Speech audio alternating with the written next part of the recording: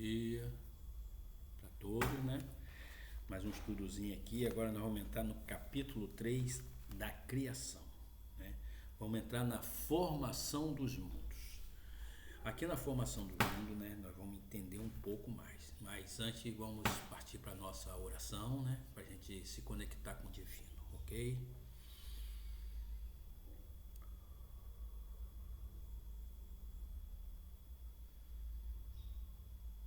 Bom Espírito presente aqui, que nesse momento está se conectando conosco para nos ajudar, para nos orientar no nosso estudo, nos orientar nas nossas palavras.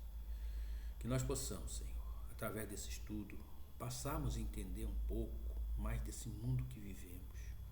Porque não adianta só entender o mundo espiritual, temos também que entender o mundo material.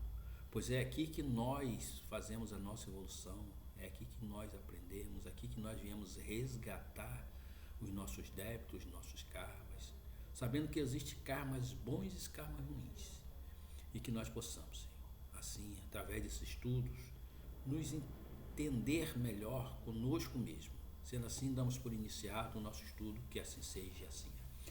Então, na formação dos mundos aqui, ele nos diz assim, antes da pergunta: o universo abrange a infinidade dos mundos que vemos e dos que não vemos. Todos os seres animados e inanimados, todos os astros que se movem no espaço, assim como todos os fluidos que enchem, né? Então o universo abrange, né, muitos mundos, né?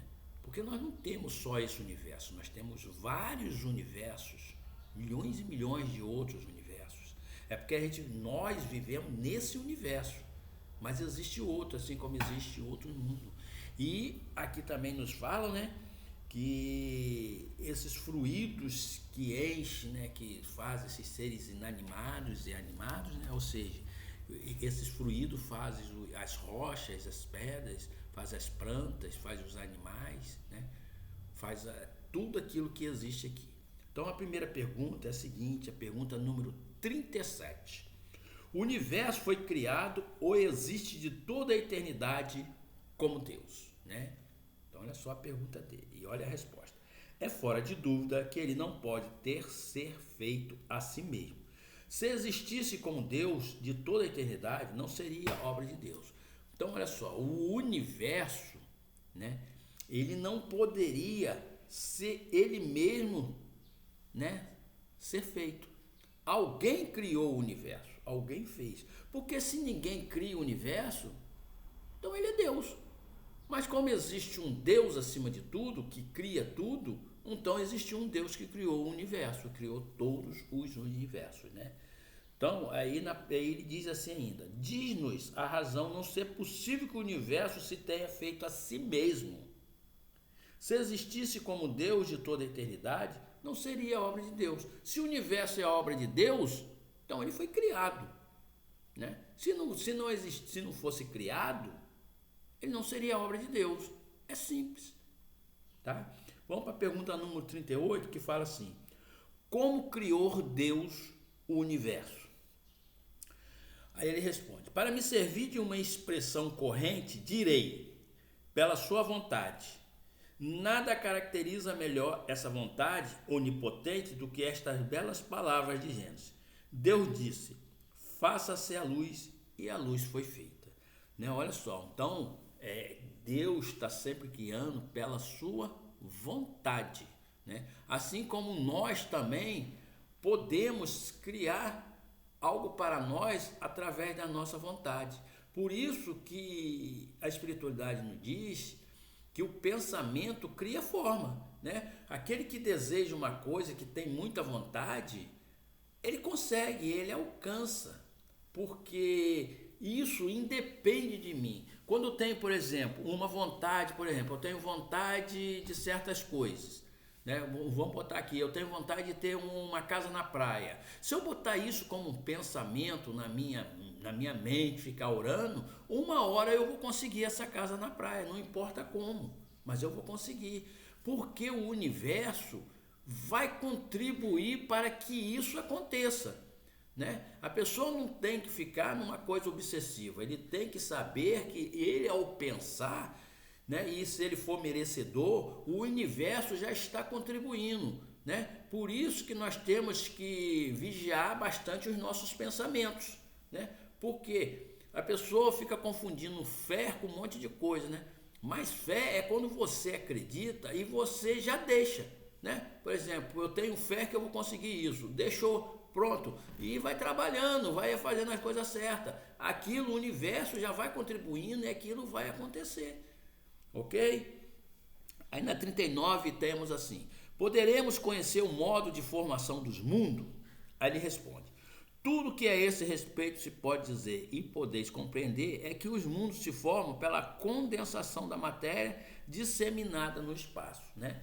Tem muito estudo aí sobre a formação do universo, né? Tem muitas coisas que faz a formação do mundo. Uns dizem que nós somos o quê? Não tem quando você faz angu, não fica borbulhando, bluc, bluc, bluc, aí sai aquelas bolas que queima até a gente às vezes na beira do fogão. Então é como se o sol fosse aquilo e saísse aquilo ali, aquela centelha. Aquilo ali vai ser captado pela gravidade, vai entrar, né? Eu não sou físico não, tá? Eu só estou tentando explicar mais ou menos como é feito o mundo, pelo que alguns livros dizem.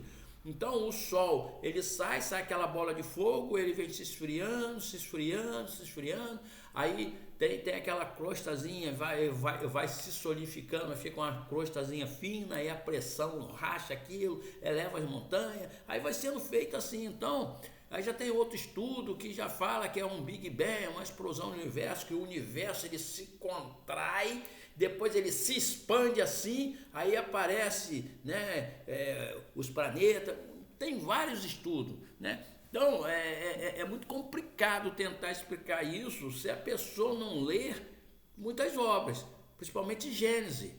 Gênesis de Kardec nos dá mais ou menos uma noção, né?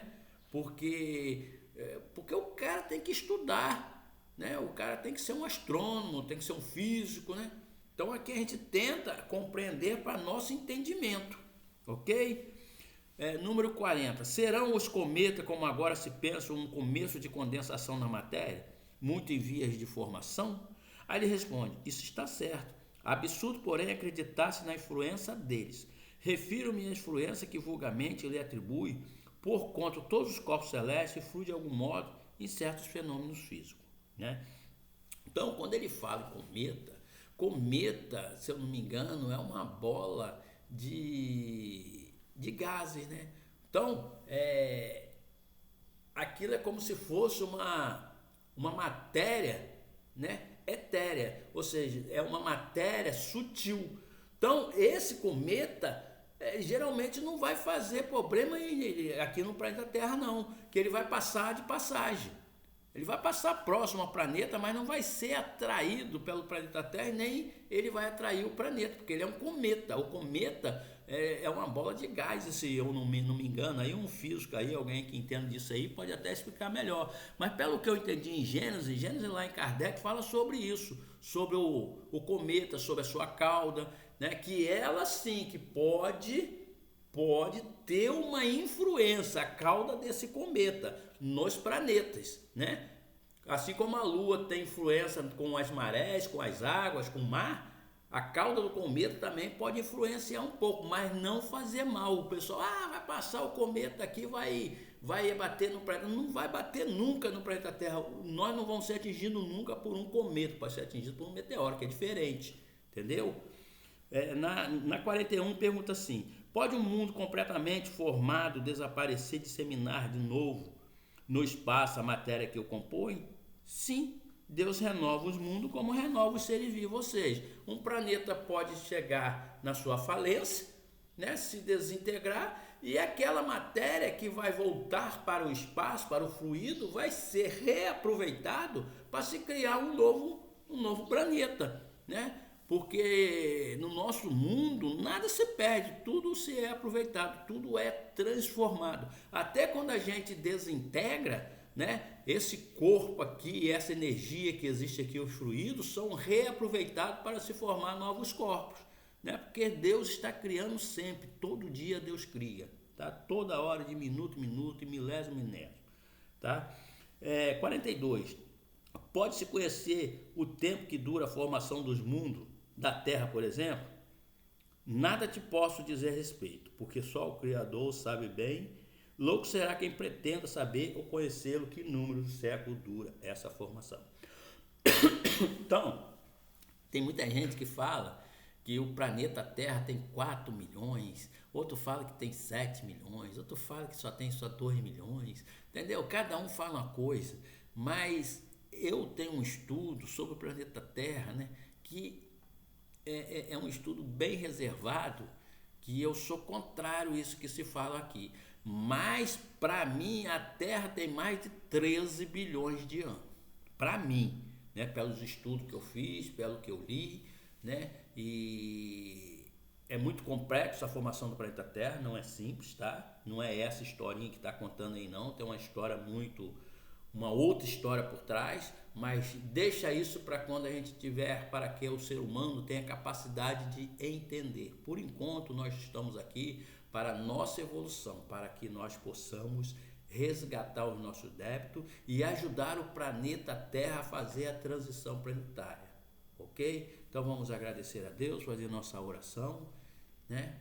Para que esse estudo, eu acho que deu para a gente abrir um pouco a nossa mente. Gente, olha só, eu só preciso dizer uma coisa para vocês. Esse estudo aqui é porque força vocês também a estudarem, entendeu? Que isso aqui são coisas minhas, coisas que eu interpreto assim, mas cada um tem sua interpretação.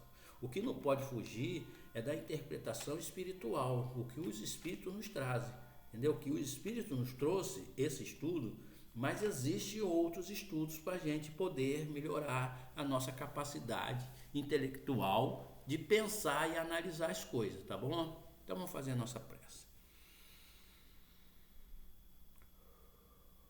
Obrigado, meus espíritos amigos. Obrigado, meus amigos aqui presentes, que me auxiliou, está me auxiliando nesse momento. Obrigado a esses irmãos que são trazidos aqui para conosco estudar. E obrigado a vocês que do outro lado também têm um pouco de paciência, ficam ouvindo as nossas palavras, né? E procure, irmãos, procure estudar, procure ler outros livros, procure melhorar intelectualmente e moralmente, principalmente, né? Que vai ser o único jeito que nós vamos conseguir transformar esse planeta, fazer a transição, fazer esse salto quântico que o planeta Terra está prestes a fazer. Obrigado por tudo, que assim seja e assim é.